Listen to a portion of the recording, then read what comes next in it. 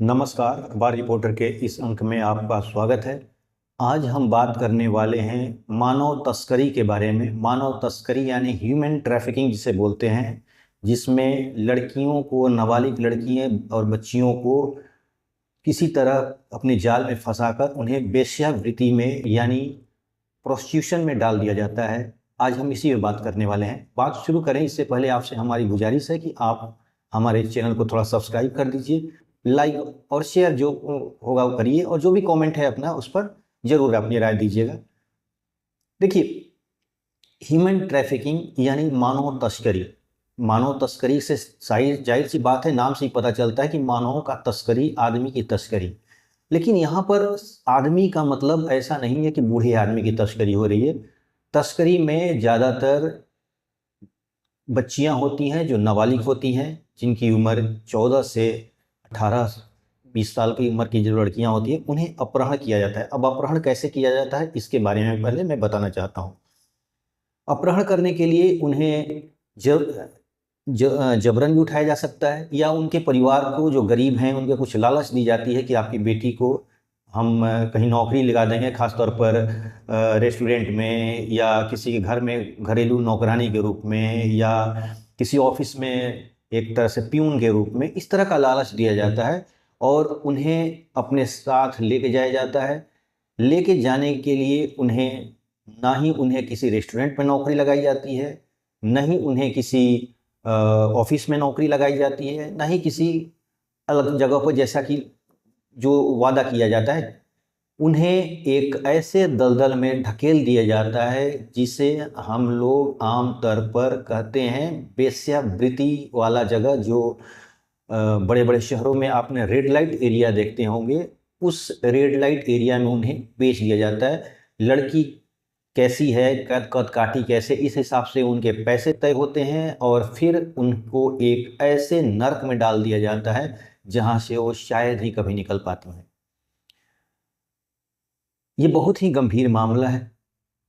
अब इसमें अभी जो बाल विकास मंत्रालय है, या अलग अलग मंत्रालयों ने जो, या कुछ एनजीओ ने जो अपनी स्टडी करके जो रखा है अपना डेटा, उस डेटा के आधार पर भारत में करीब 30 लाख यौन कर्मी है, यानी वेश्याएं हैं, जिन्हें जो प्रोस्टिट्यूशन करती हैं यानी वेश्यावृत्ति करती हैं।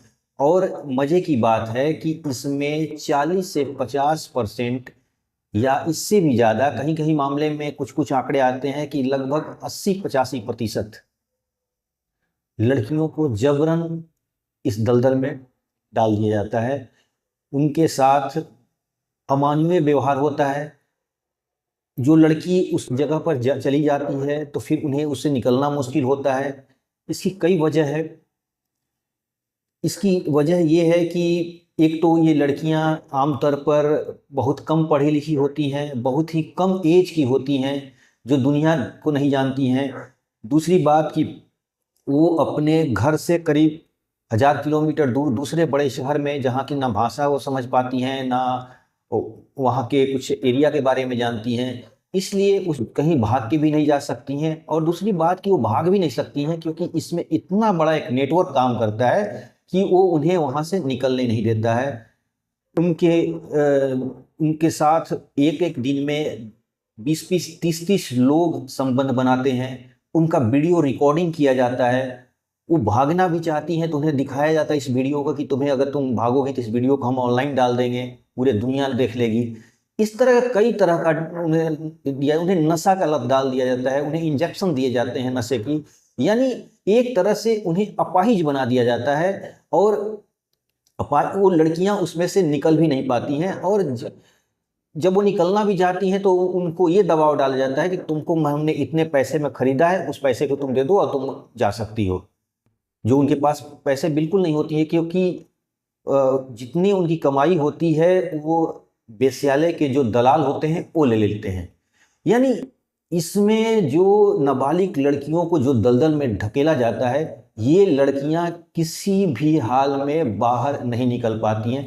हालांकि इसके लिए कानून है, ह्यूमन ट्रैफिकिंग एक्ट जो है 1956, एक कानून भी बना हुआ है, लेकिन कानून बहुत ही लचीला है। और कानून में उसके प्रावधान इतने, मतलब एक तरह से बोला जाए कि आप खुद कानून के, भारत में जो कानूनों की हाल है देख ही लेते हैं, खून खराबे वाले कानून में क्या हाल होता है। यानी एक लंबी प्रक्रिया है, न्यायिक प्रक्रिया है, जिसमें कई गवाहों को, कई, यानी एक तरह से इसमें एक आम लड़की जो जिसके पीछे आगे पीछे कोई नहीं है, जिसके पीछे कोई सहारा नहीं है, वो जाकर पुलिस केस करे और पुलिस फिर बाद में उसके साथ न्याय दिला पाए, इसके लिए उसके हिम्मत जवाब दी जाती है, क्योंकि उनके साथ इतनी बर्बरता होती है कि वो फिर कभी भी उठने के लायक नहीं होती हैं।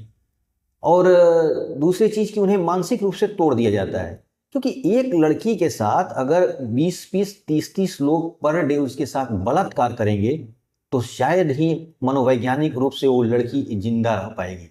वो मानसिक रूप से वो मर चुकी होती है, बस एक वो सेक्स टॉय बन के रह जाती है कि जब चाहे उसके साथ कुछ भी दुर्व्यवहार लोग करते रहते हैं।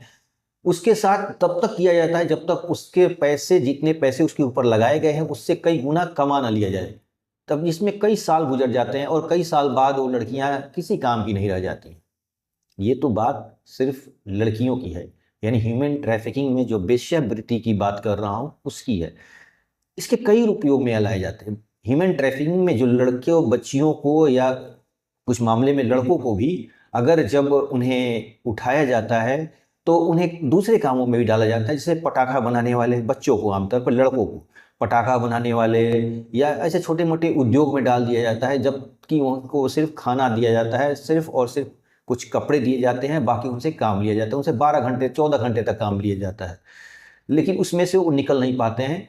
और चूंकि वो ऐसे रिमोट एरिया में वो काम करना पड़ता है कि जहाँ प्रशासन नहीं जा पाती है। और देखिए एक बात बता रहा हूँ, ये एक बहुत बड़ा नेटवर्क है, इसमें कई चैनल से लोग जुड़े हुए हैं और बहुत शक्तिशाली लोग जुड़े हुए हैं।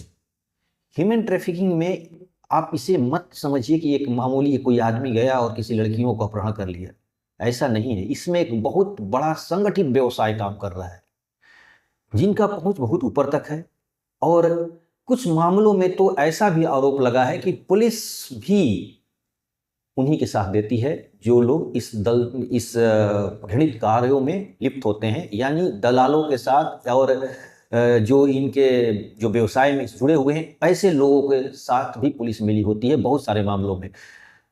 सभी मामलों की बात नहीं कर रहा हूं, लेकिन कुछ मामले तो पुलिस तक पहुंच भी नहीं पाते हैं, वहां तक जा ही नहीं पाते हैं। क्योंकि मैं बता ही दिया कि जिस लड़की के साथ रोज 20 से 30 लोग बलात्कार करेंगे और उसके पास मानसिक रूप से, आपको कुछ कल्पना कर सकते हैं कि मानसिक रूप से वो लड़की कब तैयार होगी, जिसको अगर मान लीजिए कि 6 महीने साल भर से लगातार 20-20, 30-30 आदमी जबरन डेली उसके साथ बलात्कार कर रहे हैं, तो फिर वो मानसिक रूप से कहाँ तैयार रहेगी।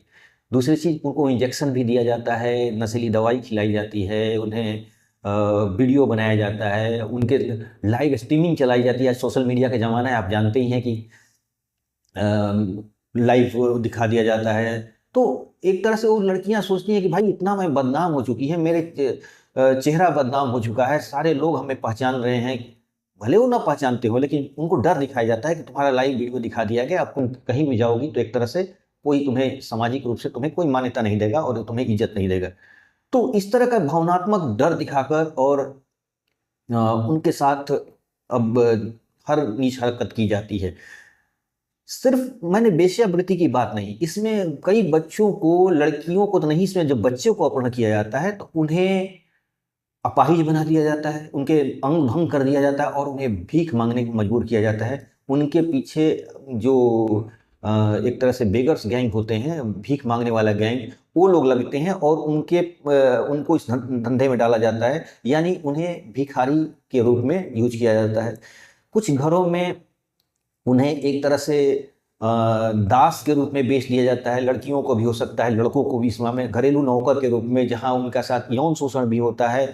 उनको बस कपड़े और खाना दिया जाता है, उनके साथ जैसा चाहे वैसा बर्ताव किया जाता है। ये मजे की बात है, ये तो बड़े बड़े शहरों में हो रहा है। आपके घर आसपास के घरों में भी आप देखते होंगे बड़े शहरों में कि उनकी नौकरानियां हैं, तो नौकरानियां हो सकती हैं कि उसमें कुछ ह्यूमन ट्रैफिकिंग के भी लोग हैं। मैं सबकी बात नहीं कर रहा हूं, लेकिन इसमें बहुत सारे लोग ऐसे हो सकते हैं, क्योंकि इनकी पहचानना बहुत मुश्किल है कि कौन लोग स्वेच्छा से आए हैं और कौन लोग जबरन डाले गए हैं। दूसरी चीज की कुछ मामलों में, भारत में तो नहीं है, विदेशों में ऐसा हुआ है, उन्हें भर्ती भी किया गया है वो लड़ाके ग्रुप में, यानी आतंकी ग्रुप में। भारत में भी ऐसा कुछ आए हैं, जैसे नक्सली आंदोलन में लड़कों को जबरन अपहरण करके उन्हें डाल दिया गया, लेकिन ये बहुत कम मामले हैं। और एक मामला आया है जो मानव अंगों का तस्करी, जिसमें किडनी, हार्ट और जो जो बॉडी में उपयोग करने वाली चीज़ें होती हैं, बच्चों को, जो आमतौर पे 17-18 साल के बच्चे होते हैं, उनके अंग को निकाल लिया जाता है और उन्हें तस्करी कर दी जाती है। बड़े बड़े हॉस्पिटल, दिल्ली, बम्बई और जितने बड़े शहर हैं, इसमें कई हॉस्पिटल इसमें सम्मिलित हैं और इसमें शामिल हैं। सोचिए कितना बड़े रूप में ये काम हो रहा है। दूसरी चीज़, मैंने आपको बता दिया कि इसमें जो है, जितने ह्यूमन ट्रैफिकिंग होती है उसमें 80%, कोई आंकड़ा मैं क्लियर नहीं बता रहा हूँ क्योंकि ये आंकड़े बहुत ही गुप्त रूप में हैं और ये बाहर नहीं आते हैं जल्दी। मैं अलग अलग एनजीओ के द्वारा बता रहा हूँ, जो भी आंकड़ा अनुमानित आंकड़ा है। इसमें 80% लोग सेक्स वर्क के में डाल दिया जाता है, यानी जो बच्चों को, औरतों को, लड़कियों को अपहरण, औरतें तो नहीं आती हैं, आमतौर पर नाबालिग लड़कियाँ ही होती हैं, जो 15, 16, 14 इस लेवल की ऐसी लड़कियों को लाया जाता है। इन्हें, इसमें 80% लड़कियों को यौन कर्मी बना दिया जाता है, उन्हें घरेलू नौकर बना दिया जाता है, एक तरह से गुलाम की तरह। दूसरा चीज़, उन्हें भीख मंगवाया जाता है। तीसरी चीज़, उनके अंग को निकाला जाता है, यानी किडनी वगैरह जो उसका व्यापार होता है, उसकी तस्करी होती है। यानी एक बहुत बड़ा नेटवर्क काम कर रहा है इसमें। और इसमें अगर एनसीआरबी के डेटा दिखा जाए तो 2022 के आंकड़े में मुश्किल से 6500 या कुछ ही मामले दर्ज हुए, क्योंकि ये मामला जाता ही नहीं है पुलिस स्टेशन तक। क्योंकि उन लड़कियों, उन बच्चों को जिनके पास कानून की जानकारी है, ना वो ज़्यादा पढ़े लिखे हैं, ना ज़्यादा उनके पीछे कोई है ही नहीं। एक तरह से एक आप सड़कों पर एक अगर 15-16 साल का लड़का जिसके पीछे कोई नहीं है, तो कौन उसको सपोर्ट करने के लिए आएगा, और वो कैसे जाएगा पुलिस स्टेशन? ये बताइए, यानी पुलिस तक मामला जाता ही नहीं है। कुछ मामले में पुलिस तक जाता भी है तो शायद ऐसा आरोप लगाए कि पुलिस भी इसमें मिली रहती है। यानी इतना बड़ा नेटवर्क काम कर रहा है, लेकिन हमारी सरकारें इस पर कोई ठोस एक्शन नहीं ले रही हैं। सरकारों के साथ भी मजबूरी है। सरकार के साथ मजबूरी ये है कि इसे, सरकार के पास ऐसे केसेस आ ही नहीं पाते हैं। लेकिन मैं इसमें ये बहाना मानूंगा, इस जो सरकार ऐसे कहती है हमारे पास, क्योंकि आमतौर पर आप दिल्ली में देख रहे होंगे, दिल्ली में कोई ऐसा रेड लाइट एरिया है, मुझे इतना जानकारी नहीं है, कुछ दिल्ली, मुंबई में भी है, कुछ कोलकाता में भी है, और भी छोटे छोटे शहरों में भी रेड लाइट एरिया है। इस रेड लाइट एरिया में 80% लड़कियां जो हैं वो लाई गई हैं मानव तस्करी के द्वारा। क्या प्रशासन ने कभी भी जाकर वहां पर सर्च चलाने की कोशिश की है? शायद नहीं। तो कहीं ना कहीं अगर हम देखेंगे तो इसमें हमारी सरकार और हमारी प्रशासन की भी लापरवाही है, क्योंकि इतने बड़े लेवल में काम, ऐसे एक रिपोर्ट है कि कोलकाता में जो रेड लाइट एरिया है, इसमें करीब 15 से 20 हजार लड़कियां काम करती हैं, यौन कर्मी काम करती हैं। मुंबई में भी इसी तरह 10 से 20 हजार का है, दिल्ली में भी, मतलब यही आंकड़े हैं हर शहरों का। लेकिन इतने बड़े में जो 80% लड़कियां आमतौर पर ह्यूमन ट्रैफिकिंग यानी मानव तस्करी के द्वारा लाई गई हैं, फिर भी इस पर प्रशासन जाकर इसकी इंक्वायरी नहीं करता है, तो इससे साफ पता चलता है कि इनका नेटवर्क कितना स्ट्रांग है और कितने बड़े बड़े लोग इसमें शामिल हैं। इसमें एक बार कोई लड़की अगर चली गई तो उसे बाहर निकलना असंभव है।